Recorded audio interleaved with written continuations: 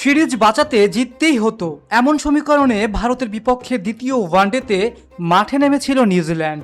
Daryl মিচেলের দুর্দান্ত অপরাজিত সেঞ্চুরিতে আশা বাঁচিয়ে রেখেছে কিউয়েরা।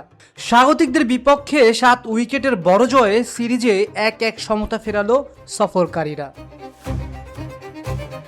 রাজকোটে প্রথমে ব্যাট করে নির্ধারিত 50 ওভারে 7 উইকেটে 284 রান করে ভারত। জবাবে 15 বল বাকি থাকতেই জয় নিশ্চিত করে নিউজিল্যান্ড। ভারতের মাটিতে এটি সর্বোচ্চ রান তাড়া করে জয় নিউজিল্যান্ডের। এর আগে 2023 সালের বিশ্বকাপের উদ্বোধনী ম্যাচে আহমেদাবাদে ইংল্যান্ডের বিপক্ষে 283 রানের লক্ষ্য তাড়া করেছিল কিউইরা।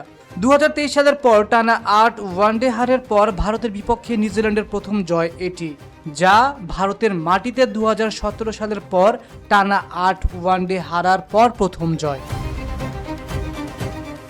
রান তাড়ায় নিউজিল্যান্ডের 2 ওপেনার দ্রুতই ফিরে যান। তৃতীয় উইকেটে 162 রানের জুটি গড়েন উইল ইয়াং ও ড্যারিল মিচেল। ইয়াং 98 বলে 87 রানে ফেরেন, তবে সেঞ্চুরি তুলে দলকে ম্যাচ জিতিয়ে মাঠ ছাড়েন মিচেল। 117 বলে 131 রানের ইনিংস খেলেন এই ব্যাটার। ভারতের বিপক্ষে গত 4 ম্যাচের 3টিতেই শতক পেলেন ম্যাচ সেরার পুরস্কার তোলা এই মিচেল। এর আগে টসে হেরে লোকেশ রাহুলের অপরাজিত 112 ও শুভমান গিলের 56 রানের উপর ভর করে 285 রানের সংগ্রহ পায় ভারত। ইন্দোরের সিরিজ নির্ধারণী ম্যাচে রোববার ভারতের মুখোমুখি মাঠে নামবে নিউজিল্যান্ড।